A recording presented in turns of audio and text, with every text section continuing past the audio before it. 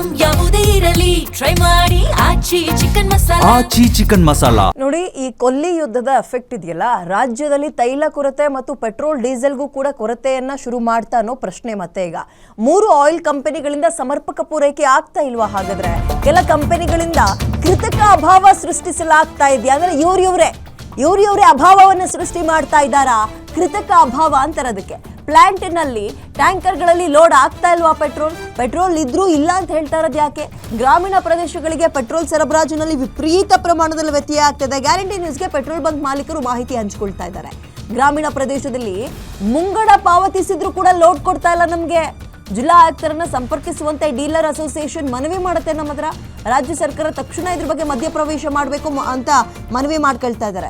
ಹಂಗೆ ನೋಡೋದಾದ್ರೆ ಕೇಂದ್ರ ಸರ್ಕಾರ ಎಲ್ಲ ಏನು ಹೇಳ್ತಾ ಇದೆ ಅಂದ್ರೆ, ಇಲ್ಲ ನಮಗೆ ಅಂಥದ್ದು ಯಾವುದೂ ರೀತಿಯ ಒಂದು ಮೇಜರ್ ಪ್ರಾಬ್ಲಮ್ ಆಗಿಲ್ಲ, ಈ ಸವಾಲನ್ನ ನಮ್ಮ ಭಾರತ ಸಮರ್ಥವಾಗಿ ಎದುರಿಸ್ತಾ ಇದೆ ಅಂತಾರೆ. ಈ ಇಂಧನ ಹಾಗೂ ಅನಿಲ ಪೂರೈಕೆ ಸವಾಲನ್ನ ನಾವು ಚೆನ್ನಾಗಿ ಎದುರಿಸ್ತಾ ಇದೀವಿ. ಪೆಟ್ರೋಲ್ ಡೀಸೆಲ್ ಸರಬರಾಜಲ್ಲಿ ಯಾವುದೇ ರೀತಿಯ ವ್ಯತ್ಯಾಸ ಕಂಡು ಬಂದಿಲ್ಲ. ಇಲ್ಲಿ ತನಕ ಯಾವುದೇ ರೀತಿಯ ವ್ಯತ್ಯಾಸ ಕಂಡು ಬಂದಿಲ್ಲ. 33.7 ಲಕ್ಷ ಟನ್ ತೈಲ ದಾಸ್ತಾನಿದೆ ಅಂತ ಡೀಟೇಲ್ಸ್ ಕೊಡ್ತಾರೆ. ಹಂಗೆ ನೋಡೋದಾದ್ರೆ ಈಗ ತಕ್ಷಣಕ್ಕೆ ಸ್ಟಾಪ್ ಆದರೂ ಕೂಡ 2.5 ತಿಂಗಳು ನಮ್ಮಲ್ಲಿ ನಿಭಾಯಿಸುವ ಕೆಪಾಸಿಟಿ ಇದೆ ಅಂತ. ಹಾಗಾದ್ರೆ ಈ ಮೇಜರ್ ಪ್ರಾಬ್ಲಮ್ ಯಾಕಾಗ್ತಾ ಇದೆ? ಗ್ರಾಮೀಣ ಪ್ರದೇಶದಲ್ಲಿ ಯಾಕೆ ಈ ಅಭಾವ ತಲೆದೂರ್ತಾ ಇದೆ? ಕೃತಕ ಅಭಾವನ ಹಾಗಾದ್ರೆ ಯಾರು ಮಾಡ್ತಾ ಇದ್ದಾರೆ? ಯಾವ ಉದ್ದೇಶ ಇಟ್ಕೊಂಡು ಮಾಡ್ತಾ ಇದ್ದಾರೆ? ಈಗ ಸಿಲಿಂಡರ್ನಲ್ಲೂ ಯಾವುದೇ ರೀತಿಯ ಸಮಸ್ಯೆ ಇಲ್ಲ ಅಂತ ಅವ್ರು ಹೇಳ್ತಾ ಇರೋದು. ಹಂಗೆ ನೋಡೋದಾದ್ರೆ ಗೃಹ ಬಳಕೆ ಅಂದರೆ ಡೊಮೆಸ್ಟಿಕ್ ಮನೆಗೆ ಬಳಸ್ತೀವಲ್ಲ, ಅನಿಲ ಪೂರೈಕೆಯಲ್ಲೂ ಯಾವುದೇ ರೀತಿಯ ಪ್ರಾಬ್ಲಮ್ ಇಲ್ಲ.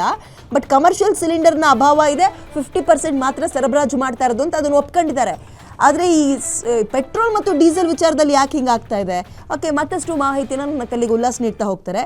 ಉಲ್ಲಾಸ್, ಕೇಂದ್ರ ಸರ್ಕಾರವು ಕೂಡ ಸ್ಟೇಟ್ಮೆಂಟ್ ಕೊಡ್ತಾ ಇದೆ, ಈ ಪೆಟ್ರೋಲ್ ಡೀಸೆಲ್ ಸರಬರಾಜಲ್ಲಿ ಯಾವುದೇ ರೀತಿಯ ವ್ಯತ್ಯಾಸ ಕಂಡು ಬಂದಿಲ್ಲ, ತಕ್ಷಣಕ್ಕೆ ಅವ್ರು ಕಳಿಸೋದನ್ನ ಸ್ಟಾಪ್ ಮಾಡಿದ್ರು, 2.5 ತಿಂಗಳುಗಳ ಕಾಲ ಭಾರತ ಈಸ್ ಸೇಫ್ ಅಂತ. ಇಷ್ಟೆಲ್ಲ ಹೇಳಿಕೆ ಕೊಟ್ಟ ಮೇಲೂ ಕೂಡ ಇದು ತುಂಬ ಫ್ರೆಶ್ ಸ್ಟೇಟ್ಮೆಂಟ್.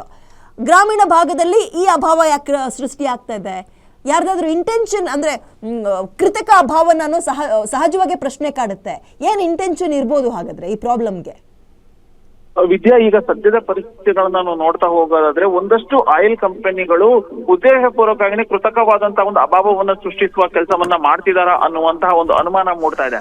ಯಾಕೆಂತಂದ್ರೆ ಈಗ ಬೆಂಗಳೂರು, ನಾವು ಒಂದಷ್ಟು ಬೆಳಗ್ಗೆಯಿಂದನೂ ಈ ರೀತಿ ಆದಂತಂದ್ರೆ ನಿನ್ನೆಯಿಂದನೂ ಈ ರಾಜ್ಯಾದ್ಯಂತ ಒಂದಷ್ಟು ಪೆಟ್ರೋಲ್ ಬಂಕ್ಗಳಲ್ಲಿ ಬೇರೆ ಬೇರೆ ಜಿಲ್ಲೆಗಳಲ್ಲಿ ಸಮಸ್ಯೆ ಆಗ್ತಿದೆ ಅನ್ನುವಂಥದ್ದನ್ನ ಅದರ ಆಳವನ್ನ ಹೊಕ್ಕಂತ ಸಂದರ್ಭದಲ್ಲಿ ಗ್ರಾಮೀಣ ಭಾಗದಲ್ಲಿ ಅತಿ ಹೆಚ್ಚು ಸಮಸ್ಯೆ ಆಗ್ತಿದೆ. ಕಾರಣ ಏನು ಅಂತಂದ್ರೆ, ಗ್ರಾಮೀಣ ಪ್ರದೇಶಗಳಿಗೆ ಪೆಟ್ರೋಲ್ ಮತ್ತೆ ಡೀಸೆಲ್ ಅನ್ನ ಪೂರೈಕೆ ಮಾಡುವಂತಹ ಕೆಲ ಆಯಿಲ್ ಕಂಪನಿಗಳು ಬೇಕು ಅಂತಂದ್ರೆ ಉದ್ದೇಶಪೂರ್ವಕವಾಗಿನೇ ಸ್ಟಾಕ್ ಇದ್ರೂ ಕೂಡ ಸ್ಟಾಕ್ ಅನ್ನ ಕೊಡುವಂತ ಕೆಲಸ ಆಗ್ತಾ ಇಲ್ಲ.